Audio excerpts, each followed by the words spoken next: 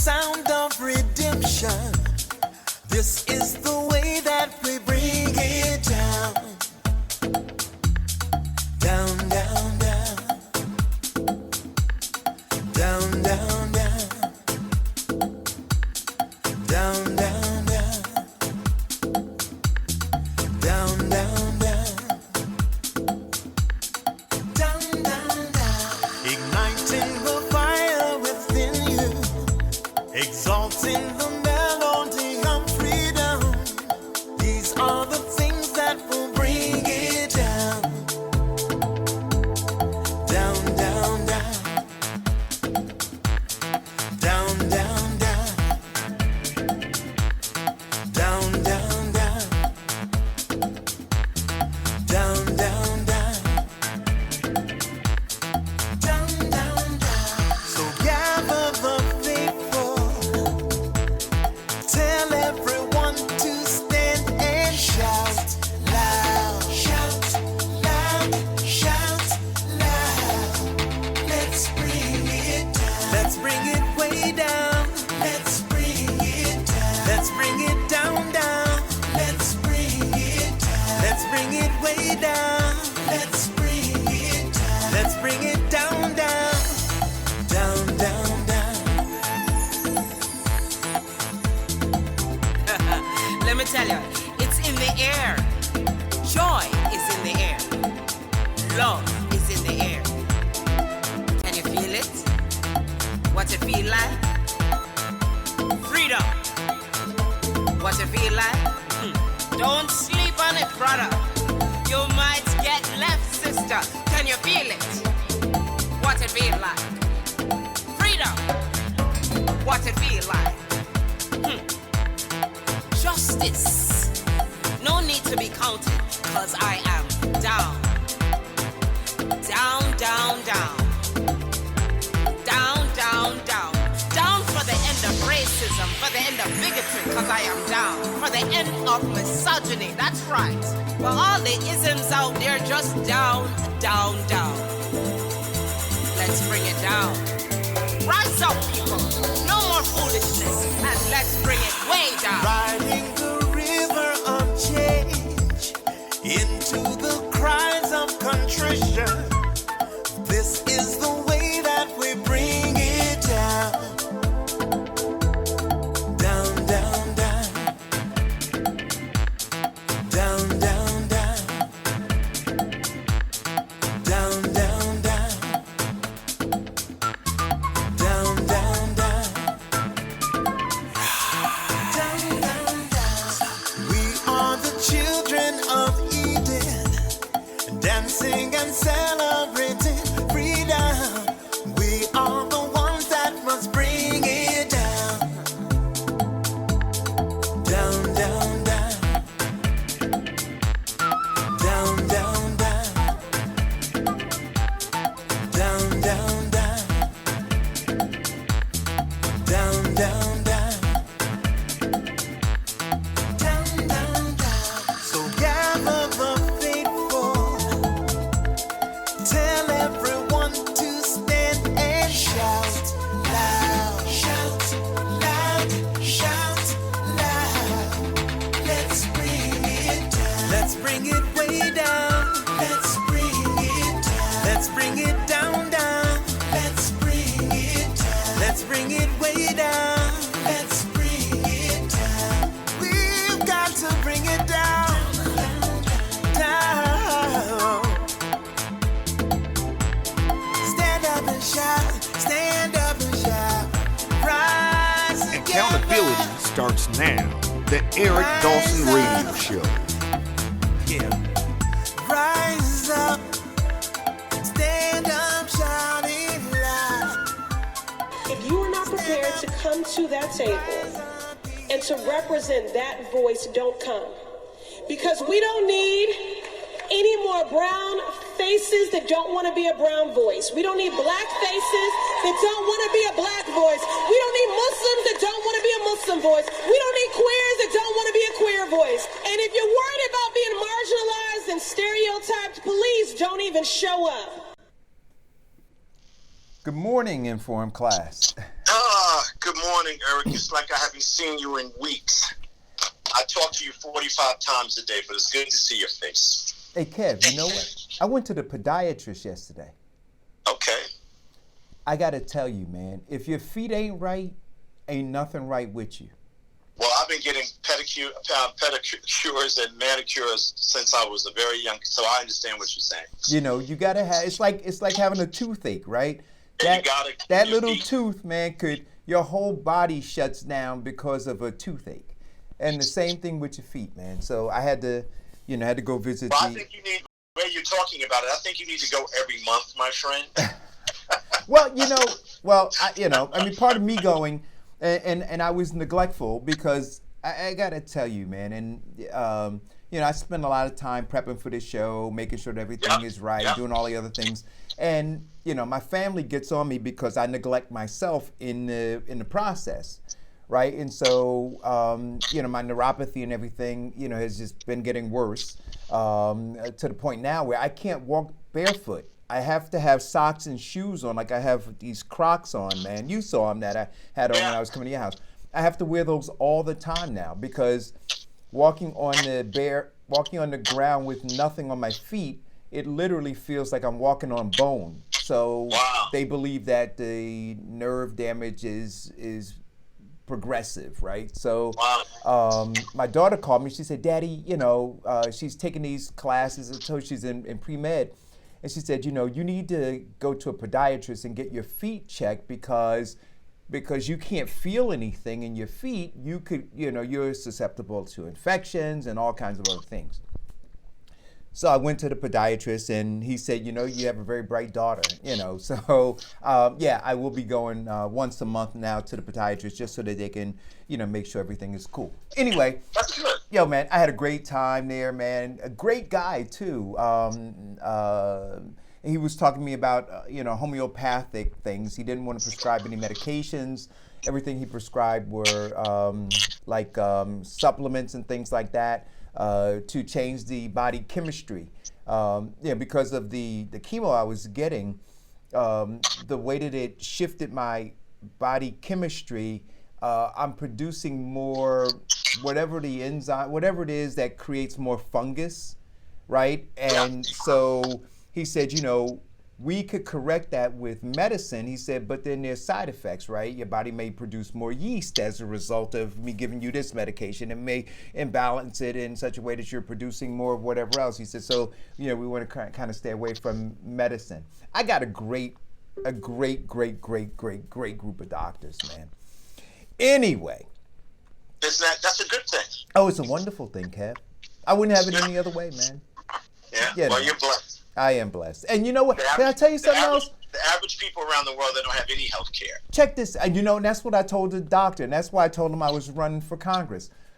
But the other thing, man, he asked me, he said, would you mind, he said, I see your medical background. He said, can you talk to me a little bit more about your story? So I told him, this man started crying. Oh, wow. This doctor started crying right there in the office, man. He said, a doctor with some compassion. He said, you are a miracle. He said, you mean you have no stomach at all? I said, none. I said, and I certainly don't have a stomach for these political games that are going on. But we'll get it. So that's a great segue. Yeah. That's a great segue into this whole nonsense stuff, man. Before we do get into it, you went to the memorial for a great man yesterday. Yeah, Reverend Levine Bailey West, who's a friend of mine, and has been a major person in my life, passed away. They had a funeral for him in North Carolina where his kids reside, his oldest daughter reside. He went there to move years ago. Mm-hmm. I mean, he was a political father. He was a friend. He was a golf buddy.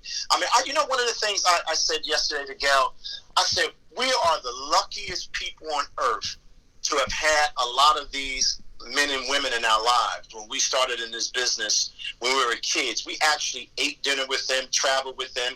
We learned valuable lessons from them, some good, some bad. But just think about the fact that in our lifespan, from the time we were in our early 30s to now, all of the information, all of the people we touched, all of the history that were given to us, and a lot of these young political people today, they wouldn't even have a concept of what what we were given. You know what I mean? Right.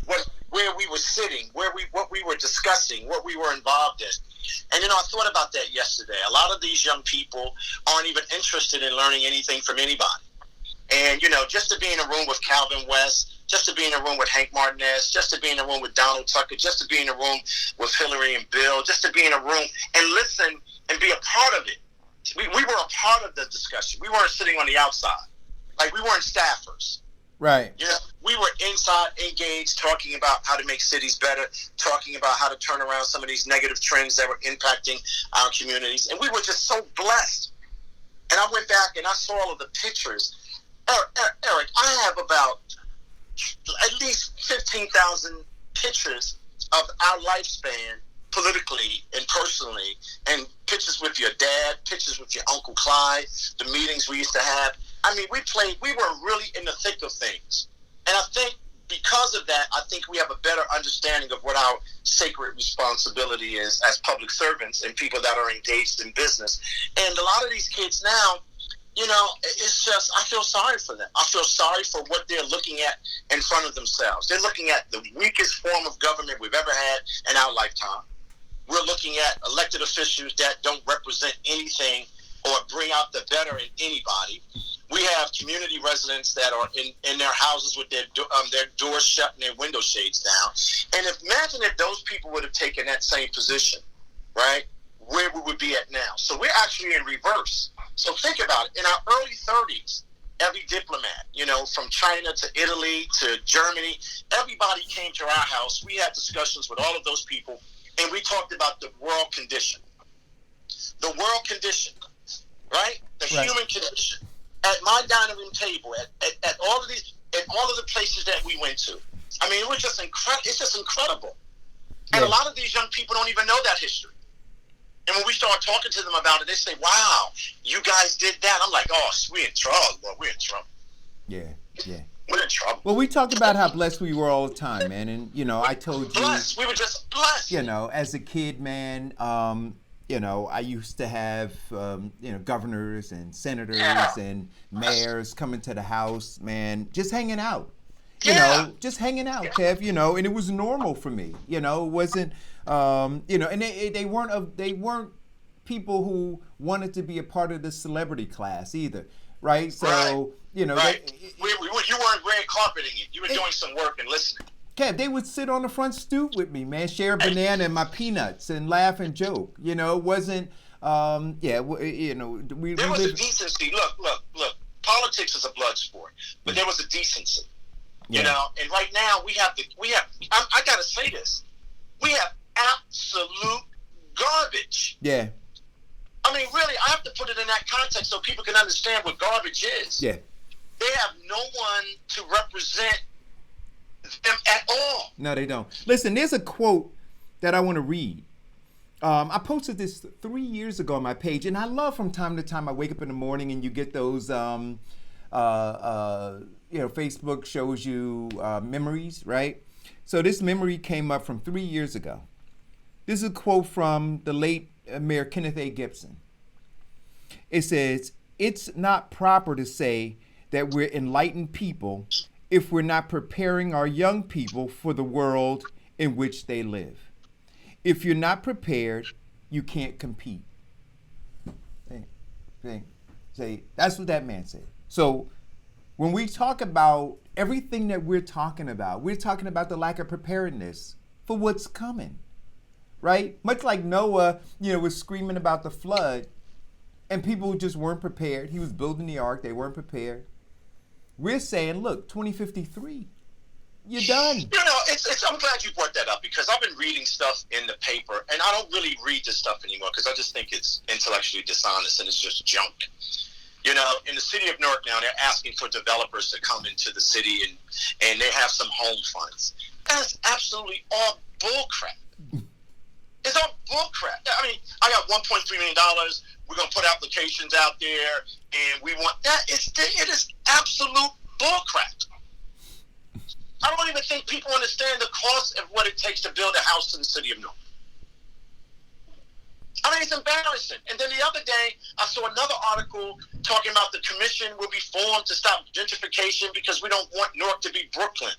Well, that is absolutely maximum sophisticated confusion.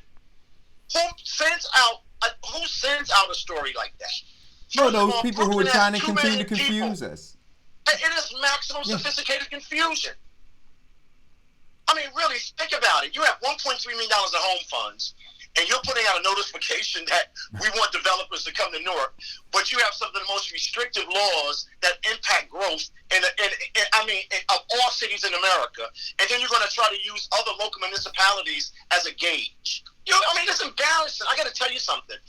I am so deeply offended by that kind of stuff. And I don't even like to talk about it, but I'm saying this is maximum sophisticated confusion. Yeah.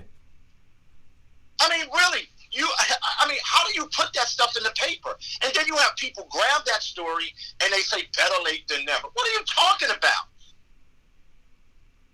Well, listen, Kev, as long as they're in cahoots They don't want Newark to be Brooklyn. Okay, so let's take a trip up 14th Avenue. Go ahead. Let's take a trip up 18th Avenue. Let's take a trip around Newark. Newark is never going to be Brooklyn. Look, as long as they are in cahoots with the media that's out there now, they set the narrative, they drive the narrative. I had a conversation this morning about the fact that, and we talked about it on the show, most people are headline surfers, Kev. They're not intellectually curious people, and so they're easily manipulated. All you have to do is throw out a narrative, and if it's said enough times, people buy into it, they believe it, and then they carry it on and spread it like a disease. And that's what's happening. So they believe that this ill-informed class of people out there will carry on this narrative and will sell it, and then they'll be able to capitalize on it in future elections and other things that they do. You know what, though? I gotta be honest with you. One of the things that we have to continue. One of the things that we have to continue to do here on the show is we have to push back against it. And that's why we show every. That's one of the things I appreciate about the show. Listen, I'm going to say this, and I'm going to put myself out here. If anybody is disputing what I'm saying, I keep a body of work that I've done for the last 30 years up until this date. I will put my brain and my history and my deeper anybody in this country. Yeah. I will put my body of work on the table to give me credibility about what I'm saying on this show with you. Right. So when you talk about development, when you talk about human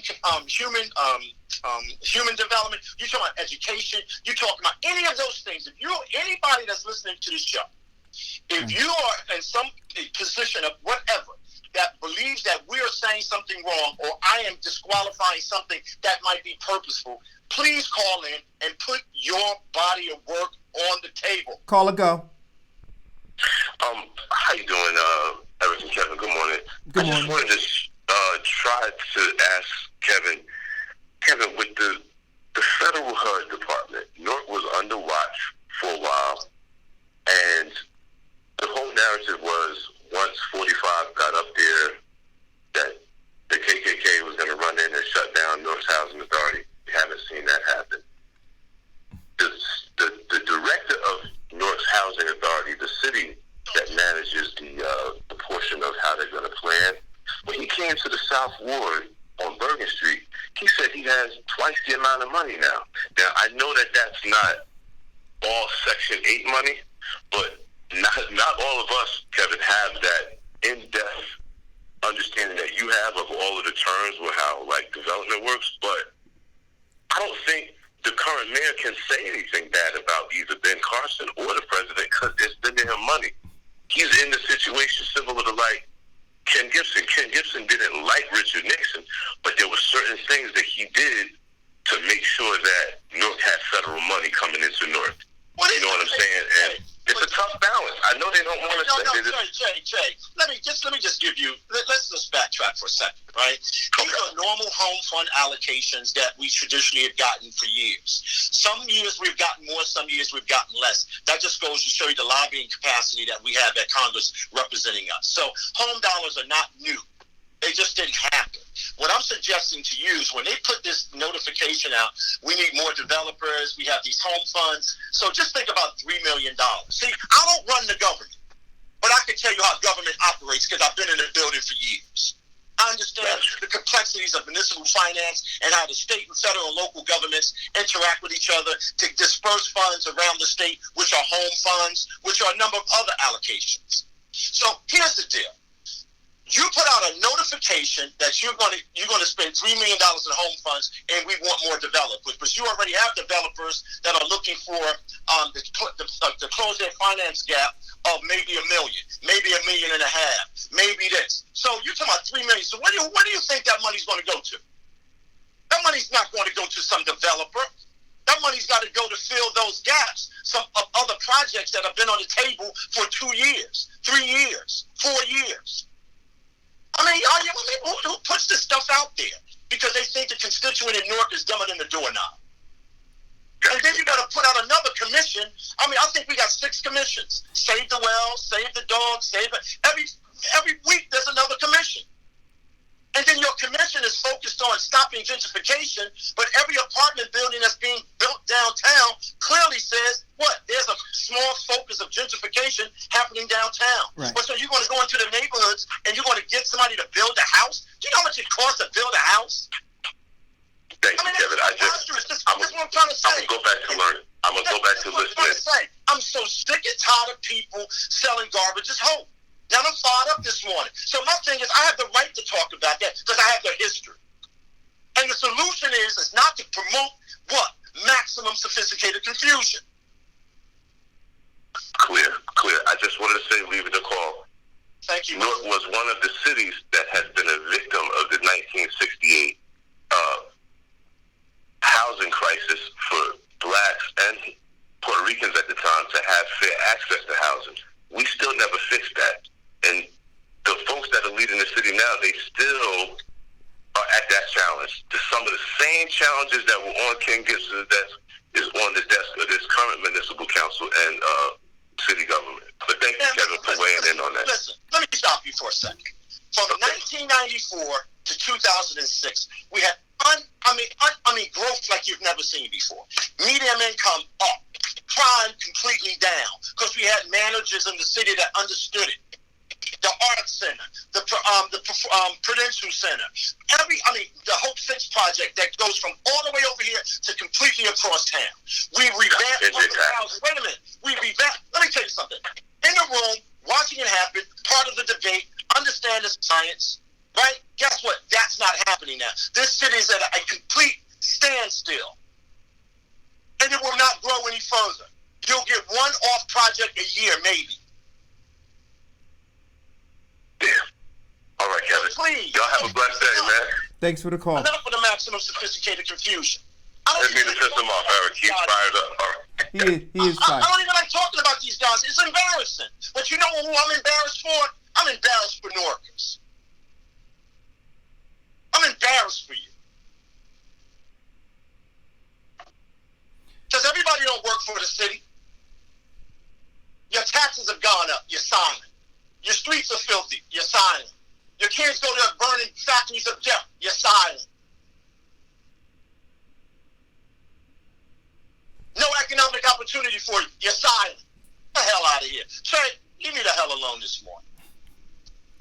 So again, I read the quote by the late Mayor Ken Gibson, and I'm going to read it again. It says, "It's not proper to say that we're enlightened people if we're not preparing our young people for the world in which they live. If you're not prepared, you can't compete." Those aren't my words. Those are his words, right? So Kev, listen, man.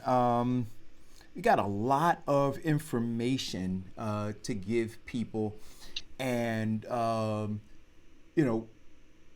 we've been talking about how corrupt both the Democrat and the Republican Party are, and one is trying to push off on the other one whose fault it is, and not take any accountability for what is going on. And we talk about how foundational Black Americans abandon their identity as foundational Black and put on the robes of being Democrats first, at the expense of their best interests, which should be seizing economic and political power.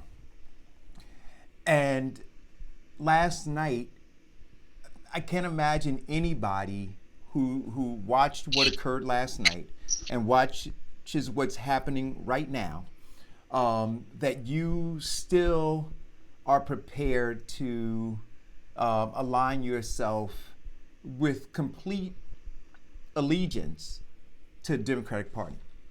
Well, listen, listen, we've said this before. We've called this a year ago.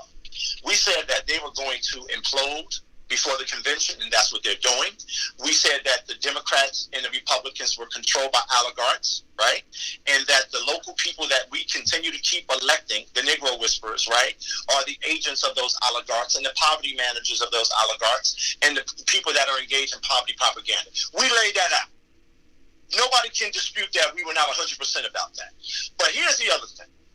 What you saw yesterday, right, is one of the greatest con jobs, and I hope that it has finally gotten into black people's head that those groups are not there to help you. Those groups are not there to think about what your pain and your future is. The mere fact that this particular Democratic Party that professes that they are in lockstep with what's happening with us in this city and other cities like Newark around the country is a cold-blooded lie.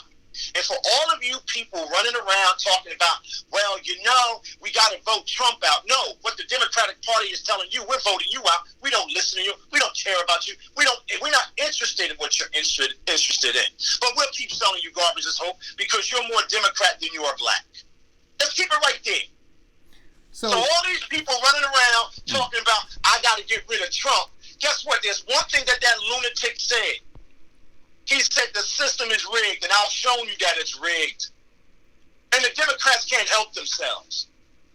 Yeah. So, last night was an absolute embarrassment. And again, I'm more, I guess, embarrassed with my people who continue to feed into this, and that they're not pushing back against it. But my hope is, I got hope, Kev, and my hope is that they will push back now. But let me just kind of I appreciate your hope. Let me just unpack for people, what is happening, because I had an extensive conversation this morning with somebody, and they were asking me about it. Everything, all of the pieces that you see moving on the chessboard right now are to pave a way for Mike Bloomberg. That's all it is right now. It's all about paving a way for Mike Bloomberg.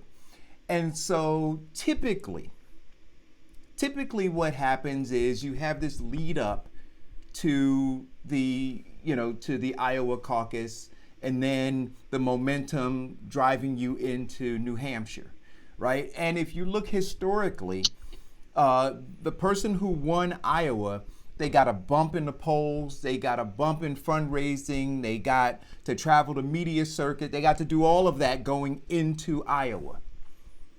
If you notice today, Bernie Sanders was nowhere on any news. There were no headlines about him winning, none of it. And it was intentional, right? So the delay of the data was more about stunting the momentum of the Sanders campaign and allowing Buttigieg to rise up in the polls, right? Hopefully, give him headlines. Like I said, I don't have MSNBC, but I was told that he's now traveling the circuit along with Mike Bloomberg this morning. So you got the one guy over here who actually won Iowa, who's nowhere to be seen, And the two that they're working on to try to remove him, they have traveling the circuit. And Well, so, let me just say this to you. It is clear that the electoral process in the state, in this country, is broken. There are no honest elections anymore. There are none. no. So the electoral process in this country is rigged, it's criminal, and guess what? Your vote has been disenfranchised before you even get to the polls. So let's deal with that. Now, Americans should be outraged about that because all of this stuff about my ancestors died. No, my ancestors were murdered. Oh, voting is power. Yeah, okay, for certain groups I know how to use it. But at the end of the day, the electoral process in this country has been criminalized, it's corrupt, and it is broken. And what you saw in Iowa yesterday was indicative of what we've been saying all along. These parties are controlled and managed by super rich people, which you want to call 1%. Some people might want to call the oligarchs. Some people might want to call them deep state. Some people might want to call them just whatever. But at the end of the day, you, as an individual, where you live, where you sit, you have now been disenfranchised even further. You see it in full glory. So let's not be confused about that. Right. And for foundational Black Americans, American descendants of slaves, it is not the question. The question is not what's our alternative. The question is how do we unify to make sure what the outcome is, it benefits us because of what? Economic power, right? What's you say, Eric? Economic Because power. we're utilizing economic power and political power. Look, all So- it should so- be, so- all it so should for be me- about is economic and Yes. political power. Okay, so for me, that is this morning, that is what we should be thinking about. Right. We have known the system to be rigged against us. Look at Mississippi. Look at Alabama. Look at all of those But you know southern what? states. See, Look at but I don't. Florida. It's always been But rigged here's against why I us. was trying to take the time to explain what I was explaining, because I don't believe, based on the fact that we lack intellectual curiosity, Kevin, I don't believe that I think that there are people who don't believe the system is rigged against us. I believe I that know, I'm not saying that you don't explain it. I'm just trying to. Yeah. You know how you say you got to speak talk to people like we're 2-year-olds, right? You know what I mean, right? Yeah. You know, so I heard what you said. I agree. I mean, and look what Bloomberg did. We said several weeks ago that Bloomberg owned the Democratic Party. Did $300 we not million say that? bucks. He paid We it. said several weeks ago that the party is going to implode because the establishment didn't want Bernie Sanders walking up and down the White House, blowing up everything and exposing everything, right? We said that. And you see it in full bloom. Who the heck is Buttigieg? Who the heck is Gorbachev? Who the heck are any of those people? We've never heard from those people in a lifetime. Right. So here's a headline coming out of Politico, and I commented on it. And this is Mike Bloomberg, but this is maximum sophisticated confusion, guys. It says Bloomberg camp mocks Trump's fake hair and his obesity and his hair and his spray on tan. And I saw this, Kevin, and then I saw black folks going in there commenting about Donald Trump. So they're in the midst of all of their pain and agony. They're in the midst of being enslaved again, or having the chains of bondage tightened around their ankles and their wrists and their necks, and they're focused on Bloomberg calling Donald Trump names. Listen, guys. But you know why? Because we are silly. No, give me that. Because we are silly. I mean, we are silly. Look, We are really, that's silly talk. I mean, there even being threads even talking about Donald Trump right now when the existential threat that's impacting Black Americans or affecting Black Americans are the Negro whisperers that are sitting here with us every day. Until I see Black Americans, foundational Black Americans, American descendants of slaves kick those people off the island, we're not serious. Let me read some of the thread if you don't mind. go for it. Cesare Adams. Furthermore, Iowa no longer needs to be the first of caucuses / primaries. Let me finish my point. I want to finish what he's saying, not my point, because I want to talk about that. But that's what I'm saying. So before we go, okay, you got more for what he just said? Because I want to stay on that point for a sec. See, I think that is a distraction. No, it's not. I think it's a distraction. I don't think so. I think it's a distraction. Whatsoever. So go ahead. So let me let you finish, because you didn't let me finish that. I'm going to go back to read this quote. Go ahead. Okay, go ahead. Let me let you finish, because I don't want to step on what you're saying. No, I think that this is that is a distraction. Why is he saying that Iowa should not be first? Iowa should never be first. I've agreed with that for years. I think those caucuses are a waste of time. Why? First of all, they don't reflect America's tapestry whatsoever. they don't. Why are we going and doing those kinds of polls? I mean, those kinds of primaries. And I'll tell you why.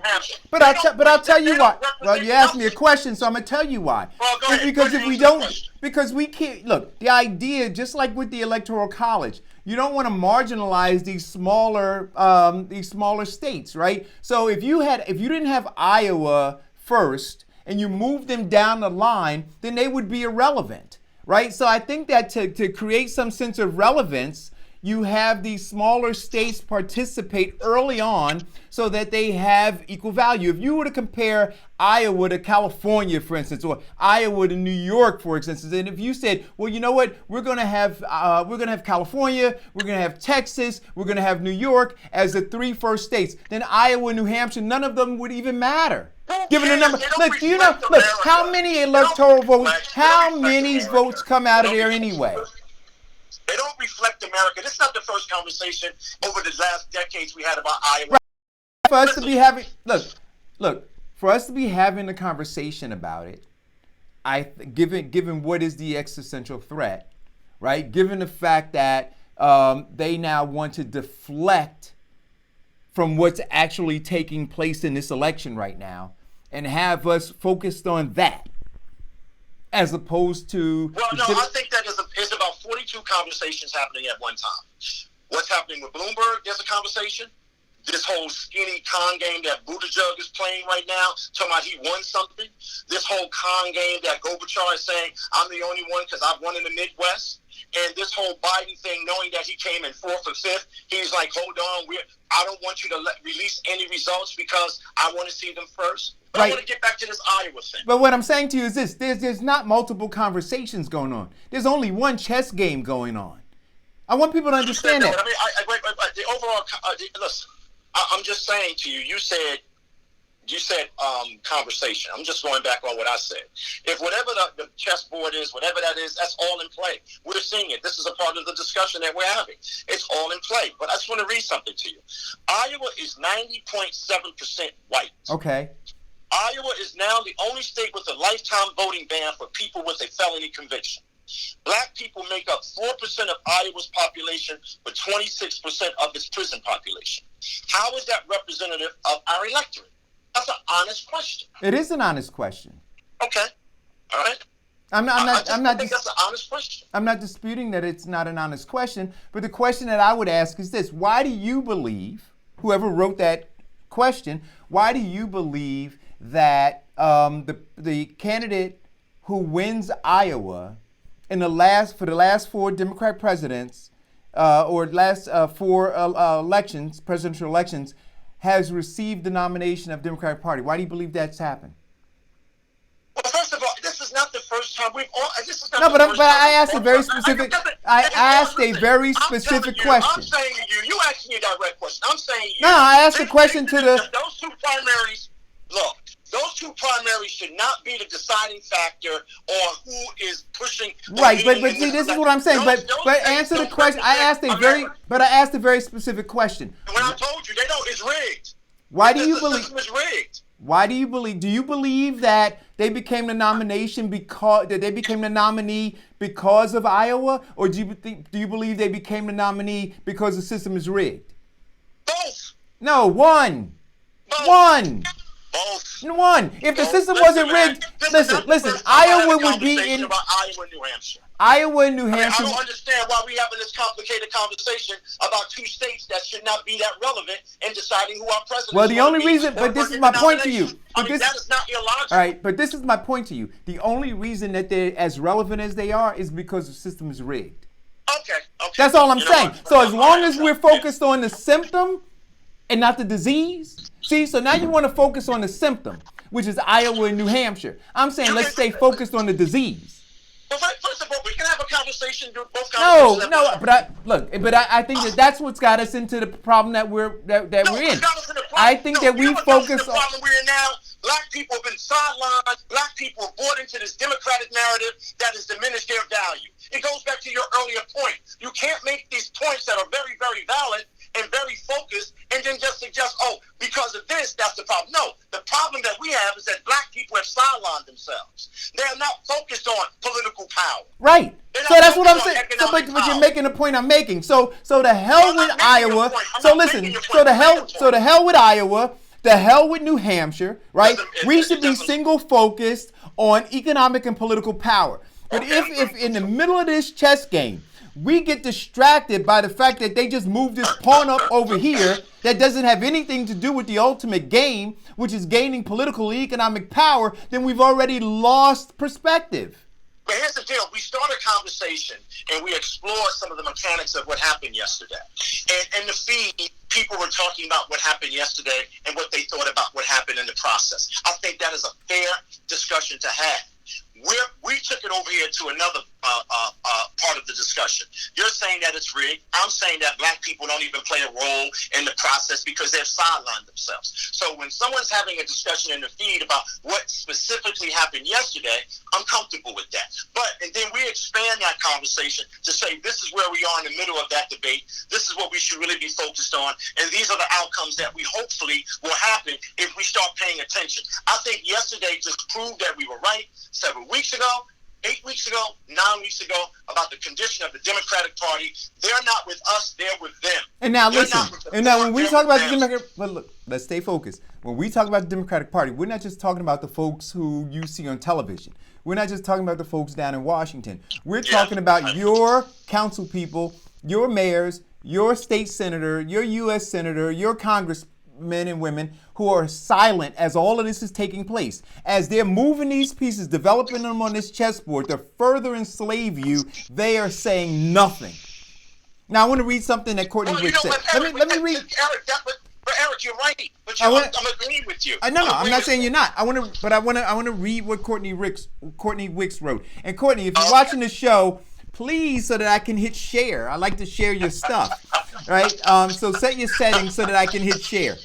But in the middle of this, right? You've got black electeds, Kevin, caping for Bloomberg. Right? But listen to what Courtney Wicks says. And I think this is interesting, right? Because some of these same black electeds jumped out and said, well, Bernie Sanders is not a Democrat. He's an independent. And he wants to, co-opt our, take all the good pieces of our party, but he's an independent. But let me read what she wrote about Bloomberg. She said, so it's okay for Bloomberg to be a Republican and then an independent to be considered as a potential Democrat. So he was a Republican, then he was an independent, but hey, the Democratic Party has no problem with his identity crises, right? They're willing to embrace him, and they have all the Negro whisperers and the slave catchers embracing him as well.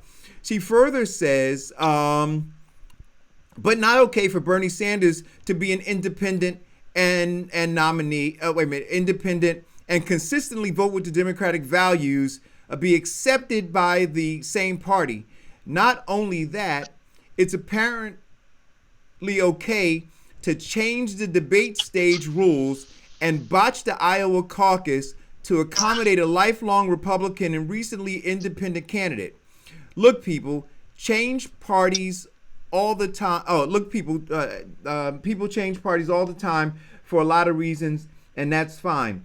But the hypocrisy and the institutional and systemic corruption being used to marginalize votes, participation, etc., in order to force an outcome for a certain establishment, Dems should outrage folks. I agree 100%.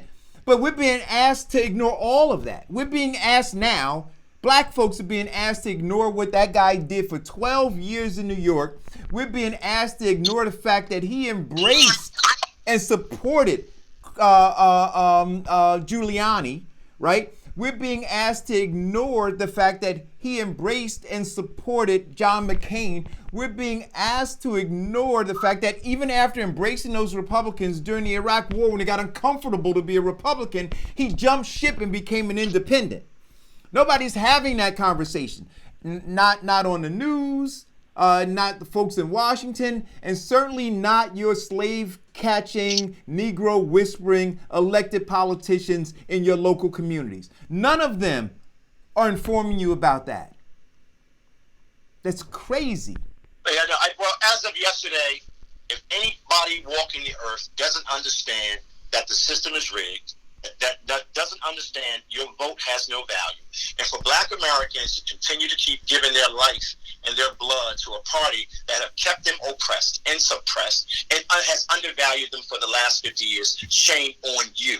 Because it is you who should be demanding that they change. It is you that should be demanding and understanding how you control your vote. How we have to change our vote and weaponize our vote in the area of economic power and political power. That is the answer. Listen, Kevin, every move they're making right now is for them to maintain economic and political power. Every move they're making. Not us. So when they say that the Democratic Party is our party, it's not our party, it's their party. No, and guess what? Bloomberg proved it. I mean, guess what? He has been a great test for us based on the conversation we've been having on this show for the last several years. That circular conversation. All of the circular conversation that we've been having through our book clubs, through your Sunday show, through your Saturday show, through Diane, through the forum class, everything we said on this show has been spot the hell on. Spot on. I mean, if you whiteboard this, we're about 85.5% correct. If not 90. About the Black condition, about the Black dilemma, about the Negro whisper, about the slave catcher, about the economic conditions of our neighborhoods, about the conditions of our schools, about the maximum sophisticated confusion that continues to be sold to you, about the poverty propaganda that you purchase so freely that takes you out of discussion of political power, right? Political power and economic power. The question is how do we weaponize our voice and weaponize our truth and weaponize weaponize our vote? So it goes back to what King Gibson said. We have weaponized our vote against ourselves. We have undervalued ourselves because of the way we vote. The virus out. If we don't have a revolution that we talked about on the show, if we don't do what Farrakhan said and constantly detach from this evilness, we are going to die. Caller, go. Caller? Hello? Yes. You gotta turn down your music. Mute your music. No, look, I'm trying to watch your station. I'm moving out the room. I'm still broadcasting on Facebook. You're on live now? Yes. Yes, ma'am. Yes. Okay, because I can't get you without the music. So I'm trying to understand whether you're broadcasting. Yeah, we're broadcasting on Facebook and YouTube. Facebook and YouTube. Who? Facebook and YouTube. Okay, I don't know how to get you on. I got you on Facebook, but that music keeps coming with it. Oh, Eric is the tech guy. Maybe if you, I don't know. Well, anyway, you want to discuss something? It's great to have you on the show. Okay, I'm trying to get, what is your subject? That's what I'm trying to learn. What are you saying? Well, we're saying right now we're talking about the political process in America and what the role Black Americans have been doing of not weaponizing their vote for economic power and political power. That's where we were at the last part of our discussion. Okay, so what are you saying about what, I just want to get into conversation. Want to listen what you're saying. What is your stance on it? Well, I want to know what your position is. What do you see going on in your community? What do you see going on in this country and how it's impacting foundational Black Americans? Okay, well, first of all, I don't believe our vote counts. I believe that they're using us to vote as a trick. That Trump is not just running this country, it's a group of gangsters running it. And while we are so concentrating on Trump, we should be concentrating on ourselves. And how we use our resources and put it together. But as long as we're talking about Trump, they are who they are. They are of their father, the devil. And they're going to keep us away from us talking about the things we need to do to pull ourselves together. I have been telling people now for 10 years that the tobacco industry spends $10 billion a year promoting tobacco.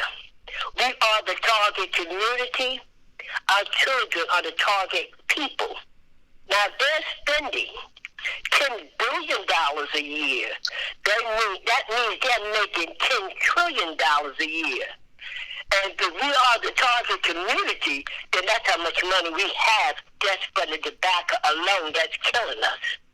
So instead of us talking about Trump, let's talk about how we're going to get this poison out of our community and away from our children, and take that money and use it to build up our community instead of burning up our bodies. Well, listen, caller, thank you for calling, but I want to say this. No matter, look, we can be impassioned about all of these things. We can be impassioned about, what do you call it, Kevin, eco-racism? Environmental racism. We can be impassioned about dealing with mass incarceration. We can be impassioned about the racial wealth gap. We can be impassioned about the fact that American descendants of slaves are owed reparations. We can be impassioned about all of that. But until we have political power, all we have is passion. We have to have political power in order to bring about change. So we have to focus on that. That has to be our single focus, political and economic power. All the other things we know, or some of us know anyway. The others have their heads in the sand, and those are the ones we say we need to kick off the island. But the ones who know... How do you get political and economical power? How do you get it?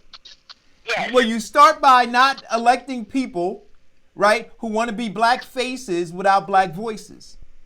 Right? You start to, as Kevin said, weaponize your vote. Understand why you're voting. You're not voting because that person grew up with you, or that person lived down the street, or that person is seen in the hood doing some work. That's not why you're voting. You're voting, every vote that you make, every move you make is to get to the end game, which is economic and political power. So when somebody knocks on your door and they say, I want your vote, you want to know from them how they're going to advance the ultimate cause of gaining economic and political power.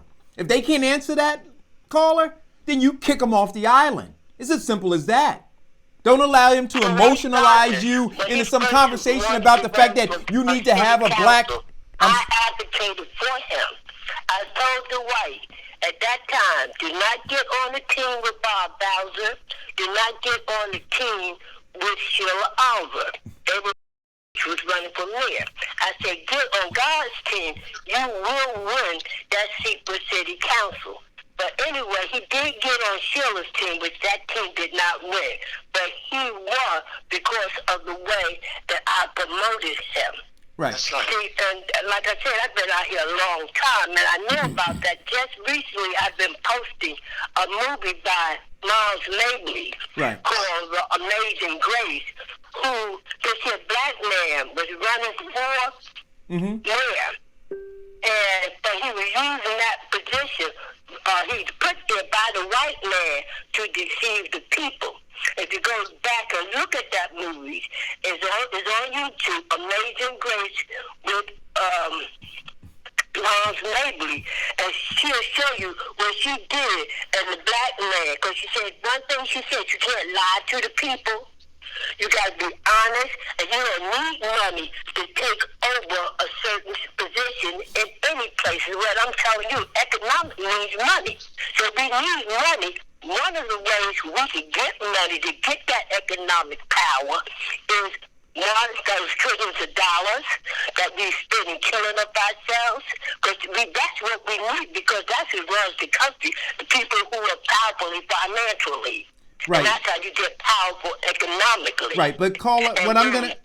Once you get the people to come and have the ownership to start the business and so on, then they start getting the power. Right. And money that we're spending, we create the jobs for the people. For our so-called enemies out there, instead of creating jobs for ourselves. Our money is helping everybody but ourselves. We're doing for everybody but ourselves. Right. Caller, so, what I'm saying, I know you're cutting me off before you got no political power because go to vote. But first, to get the economic power. Do you realize every time we put money in a bank that Trump gets part of it? Do you realize every time we buy cigarettes, Trump gets part part of that because he got stock in tobacco, not just some others. He got stock in the banking. So that's the first thing we have to do is to start taking our money and keep it among ourselves. The dollar don't stay in our community but for a second. We only get probably 1% of it, but everybody else gets the rest. So we have to start, economical power. That's how you get it. And once you get economical power, then you get political power. But you got to start following the money. All right. Thanks for the call, caller. I really appreciate it. Thank you. Listen. Yeah, I know you do. What I'm going to say is this. I don't dispute that, we need to be smarter about, financial matters, right? But economic power is only going to come about through shifts in policy, because policies and laws have led us to where we are. Policies and laws have given them economic power. See, let's be clear. And we talk about this, Kevin. There's this illusion that somehow if you just work, right? Rugged individualism. You just do more work. You just, set up these things. You set up these banks. You open up a business. You do these things, and all of a sudden you're going to have some economic power. That's not it. That's not how it happened for them. It's not how it happened for them. It's like when people walk around here talking about, I'm an entrepreneur. I bust out laughing. I'm like, well, stop saying that to people. Just say you're in business and you hope to survive the next quarter. Yeah. Because how are you capitalizing your business? How are you capitalizing? Where do you go to grow your business? All of the policies that are in place that you just outlined, Eric, are working against you. That takes away from us what? Getting economic power. That's right. The reason why it takes that away from us because we don't have political power to force those changes. And the reason why we can't force those changes because majority of the people that we have elected that are in front of us are destroying us. That's the equation. That's right it. There. That's right it. there. That's it. And so for don't call me, me up asking me no god dog and bull crap. I just laid it out for you. And so for me, the key performance indicator, caller, to us beginning. And I'm happy she called. This woman, whoever this young lady was, she was fantastic. I'm glad she called. And she sounded like an older woman that has some history that wanted to tell us, look, stop focusing on Trump. Start focusing on what's happening in your neighborhoods. Stop focusing on Trump. Start focusing on the fact that we don't have economic power. Stop focusing on Trump. We've been used. Stop focusing on Trump. $1 on recycles in our community a half. Right. So give us respect. Let me read some more of this stuff in the feed. Sid, many folks aren't living in the mindset. They have little hope for any meaningful future. So smoking cigs, you're talking about smoking cigs, Phil. I'm just saying, Phil, a pacifier. Some say, well, I have to die from something, okay? Abe says economics must create self-sufficiency. That's how you move to the next level. Black economics today is self-sufficient. Okay. Diane says the truth. I thank the caller. Sid says it's rough out here, which is a fact. Cesare says absolutely. What change will be made if we get the political power? Specifics, somebody named Adam Stevens Sr. I think we've addressed that already.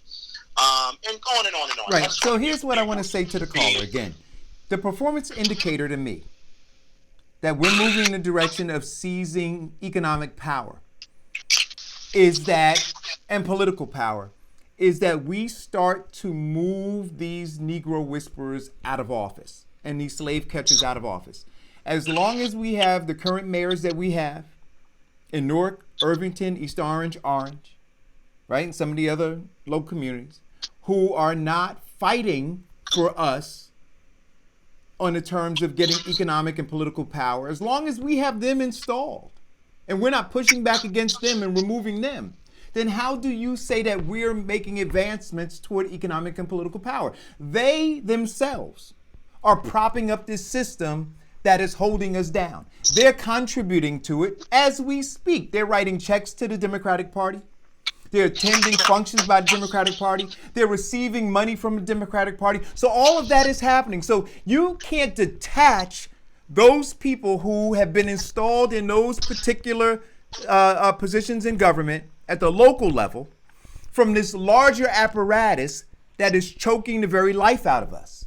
So if we're not removing them, actively removing them, if we're not rebuking them all the way down the line, then we're not making any advancement whatsoever towards achieving, and let me not say achieving because it's got to be more significant than that, seizing, capturing economic and political power. But that has to be the focus. So when you don't see, you look, listen, you're not winning unless you're scoring points. And the only way to score points is to move these people off the battlefield.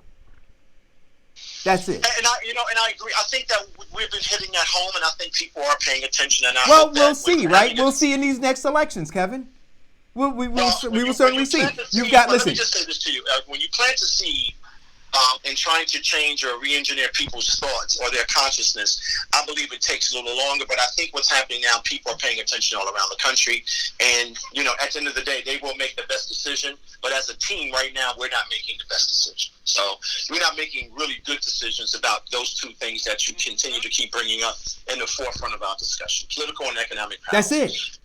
So if that is not the main focus of black people in America, as I've said before, and I think sometimes, people think I'm being cynical, but just go dig that ditch with that shovel and go on about your business, because you really don't matter.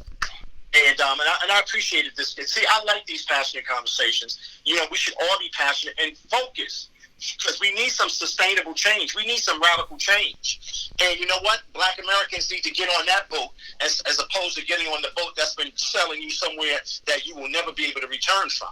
And I still am questioning the logic and the understanding of how people can continue to identify with groups of people that don't have their best interests. And to me, that just suggests that we don't have our best interests.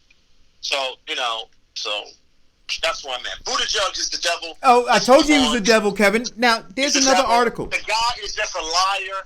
He gets up there as if he won something in the Iowa caucus, Well, that's what it was arranged to do. That's why they did what they did. Yeah. Because they wanted to further confuse the marketplace. They wanted to give their pet boy an opportunity to claim some sort of victory. So in Business Insider says, headline, Pete Buttigieg declares victory in the Iowa caucus with 0% of the vote in. I want you to understand that. 0% of the vote in, he declared victory. Right? The other piece that I put this on my page, if I can find it very quickly, I found out through the Washington Examiner that Pete Buttigieg, his campaign actually made an investment. Here's the headline, right? My internet is a little slow. It says, Buttigieg's campaign paid firm that developed voting app blamed for Iowa caucus delays. Did you hear what I just said? Did you hear what I said? I said the headline, Buttigieg's campaign paid the firm that developed the voting app that is blamed for the Iowa caucus delays. Now, so got to ask yourself now, it was Pete Buttigieg that complained just before the poll came out, that it was due to come out in Iowa, which would have most certainly showed that Bernie Sanders was in the lead. Right? Buttigieg complained, and they held that poll. Had they presented that poll, all of what you see happening now wouldn't be happening, because you would have had evidence from the poll that Bernie Sanders was in the lead. So even if they delayed the data, Buttigieg would not have been able to declare victory, because a previous poll would have showed the place that he was in. So they first had to delay the poll. So they successfully did that. Democratic Party and everybody played along with that. Then the second phase of this scheme was to hold the data, right, so that you could keep Bernie Sanders from capturing all of what he would have captured as a result of winning Iowa, right? He would have been on Morning Joe this morning. He would have been on all the other news cycles this morning. He would have raised a lot of money as a result, and it would have catapulted him into New Hampshire. None of that happened. None of it happened. Right? Why? between Mike Bloomberg, and there's a clip that I'm going to play. It's a 7-minute clip, so I'm going to play it at the end of the show when we sign off. So make sure you stay tuned. But it's going to lay it all out for you. How Mike Bloomberg's $300 million investment, right? Buttigieg's investment in this created all of this for one purpose. And that is that after Super Tuesday, Buttigieg is going to move aside. Everybody else is going to move aside. And all of that support is going to go to Mike Bloomberg in an epic battle to get to the convention floor for bloodletting. Hey, listen, I've told you this, you and I have laughed about this, and we crack jokes privately. They're going to make sure that Sanders don't even get in the building. I don't think he's going to be alive prior to the convention. I think, the establishment has made it, crystal clear. They're against him. They were against him in 2016. They're against him in 2020. And they're going to continue to be against him. Listen, you don't have to like him. You don't have to appreciate him. But from an organizational perspective, from a messaging perspective, from a organizational perspective, this guy has done probably one of the better jobs I've ever seen anybody politically running for office. So here's what I want to ask you, Kevin. And I got to say something. You can act. Go ahead. Let me. No, go ahead. Finish your point. I just got to say that. So here's a party that's supposed to be about the people. Here's a party that's on TV calling him a socialist, and everything that they benefited from was socialism. Everybody and all of those pundits, all of those people in the lobbying class, they all benefited from socialism. The GI Bill, socialism. I can go on and on. I said, but they're calling him a socialist, defining him as something that he basically is saying he's a socialist and of the European vein of being socialism, right? But they're not saying that everybody on TV benefited from all of these socialist programs. Healthcare, socialism, right? Right. I could go on, but they're calling this guy socialist. It's horrible, and I'm watching this happen. But here's the problem: black people are not even in the game. They're not even in the game. They're not even in the game. They're not even talking to us. They know that we're a cheap date. They know we're not going to say anything. We're sidelined. They're going to bring Al Sharpton on TV. They're going to bring the other talking heads, the pundits on TV to confuse. That's not going to talk about anything that we're interested in. So, I got to tell you, yesterday was just, it's just a good example of where we are in this country. And the other thing I was thinking about, Eric, how could anybody go into a voting booth today in the 21st century and cast a vote and believe that their vote will be registered? How could anybody go and vote and sign for a vote by mail and actually believe that they vote by mail will be counted? If you don't get a paper ballot in your hand when you push that button that you voted, right? If you don't get something in your hand, 9 out of 10 times your vote will be disqualified. Absolutely. Listen, I'm telling you, anybody in the state of New Jersey, if you don't get a paper ballot in your hand, your vote is going to be disenfranchised. Your vote doesn't matter. So when you go into the polls, or you say I voted, or if you go into the polls, or if you sign a vote by mail, guess what? I guarantee you 35% of those vote by mails never make it. Listen. Never make it. Our producer's yelling at me to go to a commercial break. So we're going to do that, and we'll be right back. Oh, please. Do you have loss prevention or safety concerns?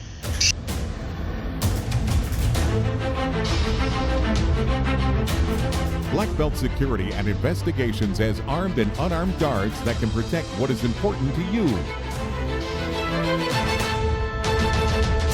For security you can count on, visit www.bbsillc.com or call 1-800-493-1859 today. It's time to turn up the heat in your house or apartment. So here are some fire safety tips from Diane L. Murray Insurance Agency to keep you warm and safe this winter. Don't overload your electrical outlets. Keep flammable items away from fireplaces and space heaters. And put a fresh battery in your smoke detector. Turn to Diane L. Murray Insurance Agency for your home and renter's insurance, or bundle it with your auto insurance and save. Call 908-686-4609 or visit dlminsurance.com today.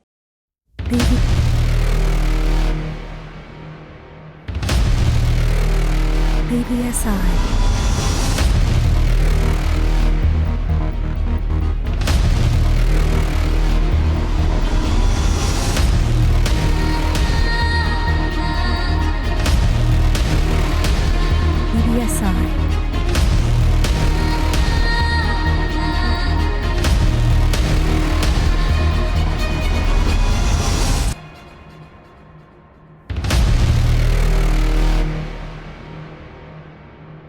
BBSILLC.com.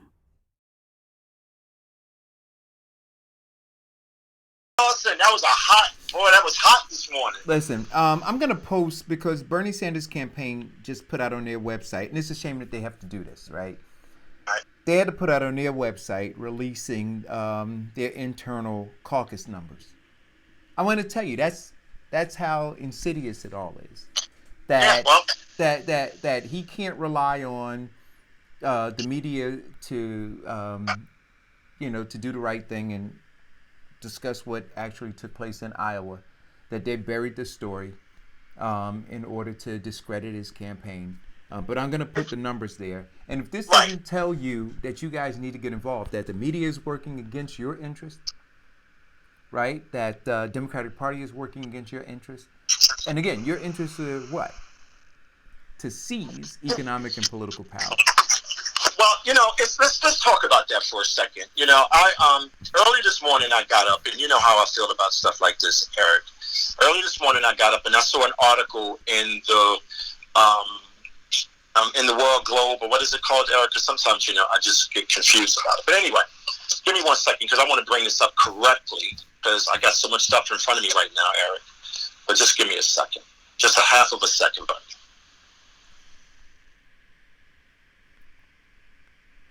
All right. This morning in the paper, the NewJerseyGlobe.com. Now, I want everybody to get a perspective of where we are right now in our state. I want everybody to get a real deep understanding of how treacherous and how horrible the establishment is, and how if we don't rip this virus out of our state, right, we're going to be doomed. So last week, you noticed that Assemblyman Jamel Holley, who's been on the forefront of social justice issues, who's been on the forefront of fighting eco-racism, environmental injustice, coming in and supporting us on our water effort and talking about clean water, pushing back on the governor, pushing back on his colleagues and saying, as an elected official, my job is to protect people, not to protect special interests. So as you found out last week, there was a big discussion about vaccines and the impact that it is having on our children, and people are talking about it all over the country. So he said, listen, not only am I not going to listen to, I'm going to listen to those parents, but I'm going to stand with those parents, and I think we need to open up a dialogue that we will be able to have a better understanding of what they're saying, what the people are saying about their children. Not what special interests are saying, not what Big Pharma is saying, but those thousands and thousands of people around the country, what they're saying. So, because of his work in that space, Robert F. Kennedy Jr., Robert Kennedy Jr.'s son, who's been on the forefront of these issues, made a personal call to him and said, listen, I respect you. You're really standing out there for these parents, and I would like to meet you. As a matter of fact, I would like to come and give opportunities, if you give me the opportunity to speak to your caucus and explain to them what I'm trying to say and what these millions of parents around the country are saying. Can you do that for me? He said, absolutely. He said, and by the way, while I'm there, I would love to do an event for you because I believe you're a special person and what you're trying to accomplish, and we can have more people we want. So in the article, there's an article that came out today. You ready, Eric? Right. I want to get your opinion.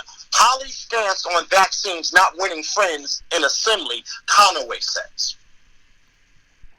I'm going to say it again. Holly's stance on vaccines not winning friends in the assembly, Conaway says. Conaway is an MD who's caping for the pharma industry, who tried to get this bill passed and couldn't get it passed because of people power, people that cared about their kids, people that cared about their future. So what do? The Negro Whisperers? They get this guy to come out and say that, he's going to be challenged. He's got a problem. He's going to be taken off the line. Now, this is what they do to people that fight for us. Right. This is what they do with a black man that fights for us, an ADOS black man, a foundational black man. They get in the room, the Negro whisperers get in the room, right, with the other people to say we got to stop this guy. Right. This guy's too important. Here's the thing for me, and I appreciate the work that he's doing in this space, but I'm less concerned about him having friends, because it's not about him having friends. I heard. No, you have to read the article. Let me finish my point. All right, go ahead. Yeah. Right. It's less about him having friends. The question is, what's the issue? And those who are down there to represent the people, see, it's not an inside thing. The question is whether or not those folks who say that they're not his friends are my friends or your friends, are advocating for your children and my children, your grandchildren. See, that's the issue. See, as long as we get focused on, well, these politicians are not getting along. And again, that is a symptom to a bigger disease, right? And the disease is that we're not, as voters, as residents, as citizens, we're not at the center of the concern. Right? We become fixated on these battles between these politicians and not focused on what please stop interrupting me. I'm trying to finish my point. Because you're taking, what you're doing is, I understand your point. But I'm not speaking to you. I'm speaking to the audience, right? So you may understand my point, but they may not. So what I'm saying to you is this, that I'm less concerned. So the inside baseball is that Sweeney is having an argument with Murphy, or this one's having an argument with that one. But we have to get at the core of who's being impacted by it and what that represents for us. Otherwise, we're in their fight. And that's what's happening at the national level. When we're looking at the Democrats and the Republicans fighting, and we're not looking at us as being at the center of it and how it's impacting us. So but I don't know how we got there. No, well, I was trying to explain it before the interruption. I understand your point, but your point is a second part of what I was saying. And I don't know how we got there. What I'm saying to people that are listening. Well, I hope the listeners understand how I got there. Let me finish my point, because I wasn't going in that direction, and I was not talking about inside baseball. What I was saying was, here we are. We asked for young, dynamic people to be engaged and to work on what we talked about: economic power and political power. And when they do that, they are under siege by the establishment. And my role is to tell people at home that, guess what? We need to pay attention. Because every time we have someone of credibility, right, someone that's standing up for us, this is what they do. Okay, this is not about inside baseball. I'm saying here's an article that was placed by a group of people to cause maximum sophisticated confusion and take us away from what you were saying. See, I'm keeping it very simple for people. I'm not trying to get into all of that other stuff. The question is, we have a black American, a black male that lives in our community that's fighting for us on all fronts. And what does the establishment do? They go after him. They attack him. They leak these counter stories. So my question is, what are black Americans going to do about that? Right. Because this is what we asked for. Wait a minute, this is why you're running.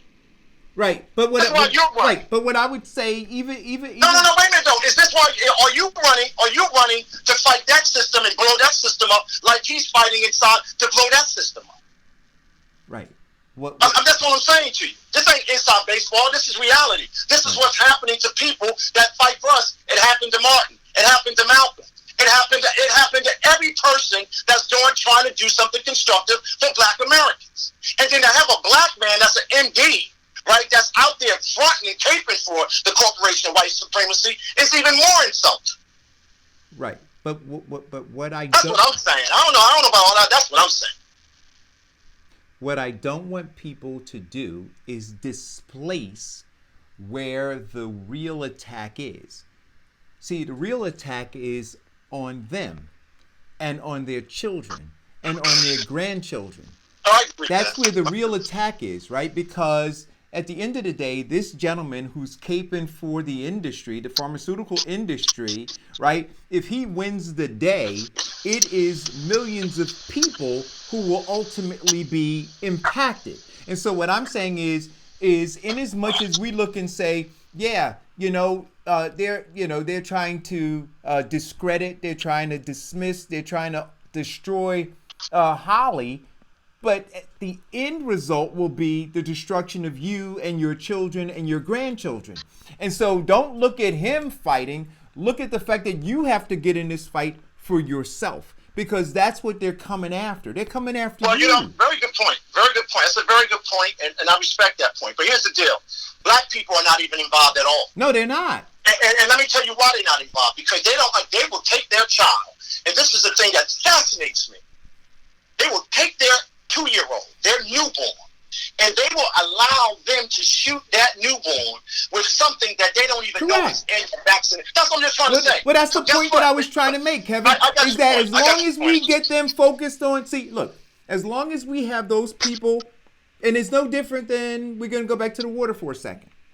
If we were focused on the fact that the councilwoman and Donna Jackson and Bishop James were giving out water, right? As opposed to focusing on the people who were being adversely affected by this incompetent and lying mayor and administration, right? And telling them, get up off your ass and defend your children. See, that's where the action is. Not on focusing on, thankful that Donna did what she did and that the councilwoman did what she did and that the bishop did what he did. But until those people get up off the couch and fight for their families, fight for themselves, nothing is going to fundamentally change.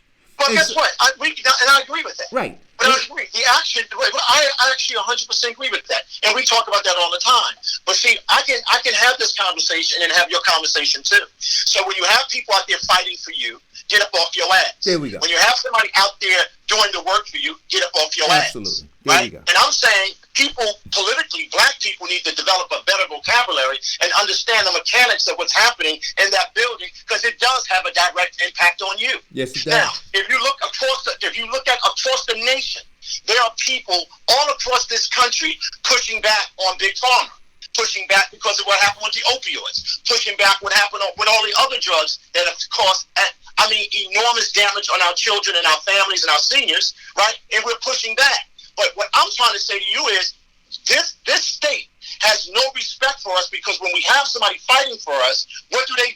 They try to malign and destroy them, and we sit on our asses. And that's why I'm bringing it up. And guess what? Don't blame him, don't blame Eric, don't blame me when they continue to keep shooting your kids with poison, and then they tell you, because they think you're ignorant, what the science says. There is no damn science. So that's what I'm saying. So you got a black man, a Negro whisperer, being allowed to float a story because he works for the corporate supremacy, to suggest that something harmful is going to happen to a black man that's standing up for all people. Not just black people, but all people. That's the problem I'm having. Back to your point, Eric, what the hell are we going to do about it? There we go. I want to distract this conversation. I'm very clear on what I'm saying. So you know why they're able to do it? Because they think black folk are lazy and ignorant, and guess what? They can destroy anybody that's working on black people's behalf, because black people don't protect them. And I can surely tell you this thing. I can surely tell you this. He will be protected. And anybody that's fighting for us, as long as I'm alive, is going to be protected. And that's the damn shame. I apologize, guys. No. Hey, listen, man. But I think to your point, I get it. We have to get off the sidelines. I get it. We do. We have to get off, and we have to understand. See, because if we narrow the conversation and say that these people are an enemy of his, as opposed to these people being an enemy of ours, then I think we weaken our argument, right? So they're an enemy of ours. Now he's an advocate for us, but at the end of the day, when they say that they're aligning against him, what they're really doing is aligning against our best interest. And I think that we always have to look at that perspective. Very true. Oh, no, I agree with you. Actually, I agree. That's a very good point. I just don't want people at home to miss what that article was about and who played a role in that article, because it allows us to continue to define who these people are. All of them. Yeah, all of them. Right? All of them. And then that's Absolutely. why I go back and say, well, okay, now that we have this information, and so when we say, well, what can the informed class do? Well, folks say, well, what's the solution? See, the solution is to identify very quickly, right, those people who are caping for the establishment. That's right. Who are That's supporting the people who are pushing back against him, i.e. pushing back against us, and then remove them. So all of these black faces that you're so happy to take selfies with, that you treat as a celebrity class, all of them are contributing financially to a system that is working against your interests. You see, the system that's not standing up with him for you. And so when we say that you're contributing to your own homicide, it's because you go to these mayor's balls, you write checks for these galas, you attend all of these events, and your money goes to support these people who are actively working against you. Actively working against you. And there's no accountability on any level. And Kevin, that's why they have so much contempt for us. Yeah, and you're right. And listen, Eric, your point is a very good point. I respect that point. And you know what? They got our number. They know we're a cheap date. We'll fall for it every time. Every single we'll fall time. for it every time. We're a cheap date. I know it's shameful, but I got to tell black people that listen to the show, they don't even pay us any attention. We're a cheap date. They take advantage. But what I'm saying, and to your point, Eric, it is time for us to get off the sidelines, as we've discussed earlier on. And, all of this back and forth about the mechanics of what's happening at the state and federal, I get that too. But anytime you have people operating in a very purposeful way to give us credibility and support, it is our responsibility. It is our moral responsibility to stand up for them. But one of the things I do want to say, all of those black people that represent the black caucus at the state of New Jersey, right? I think that we all need to look at them with a side eye and run away from them as fast as possible because they do not work for you. No, we need not run away from them. I say we need to run to them and we need to remove them. We need to we not run away from them. See, we need to engage them and we need to remove them. That's what we need to do. Engage them and remove them. Listen. Eric, somebody just said in the feed, Sam Bishop said the only vaccination that needs to be mandatory is for elected officials who side with special interests versus people. Absolutely. Yes. We need to inoculate us. That's absolutely right. I agree 100%. That's 100% correct. Listen, I'm going to steal that, by the way, Eric. Today is the 4th day of Black History Month. What is that? What is Black History Month? What is that? I'm gonna tell you what Black History Month is. Okay. Black History Month, right, is a weak admittance to the fact that the Corporation of White Supremacy has rendered black folks irrelevant. That's right. And in order to pacify us, they said, we'll give you a month, right, to calm you down. But in that month, Kevin, and I talked about this on a previous show, where they're supposed to, I guess, at least within these schools that we call factories of death, they should be educating not only black kids, but non-black kids about the true history of foundational black Americans. And America as a whole in terms of its relationship with foundational black Americans. Yeah, you're right, Eric. Listen, I don't believe in Black History Month. They gave us Martin Luther King. We had to fight for that. I mean, they're giving us a Black History Month. But guess what? At the Supreme Court, our first civil rights bill that gave us protection is being challenged by corporations, and they're going to take those rights away from us. Right. And just last week in the state of New Jersey, I mean, with all respect, the LGBT community now has their history that have been financed, and now there's a part of a global agenda, regional agenda inside our classrooms. We have but as far as Black American history is concerned, there is none. Right. So, Yeah, what I wanted to finish saying. So when Black History Month comes around, I don't even celebrate it because I think it's offensive. Because this, let me tell you why it's so offensive to me. But I want to finish the Because point they that were I not was trying. beating Let me finish the point that I was trying to make.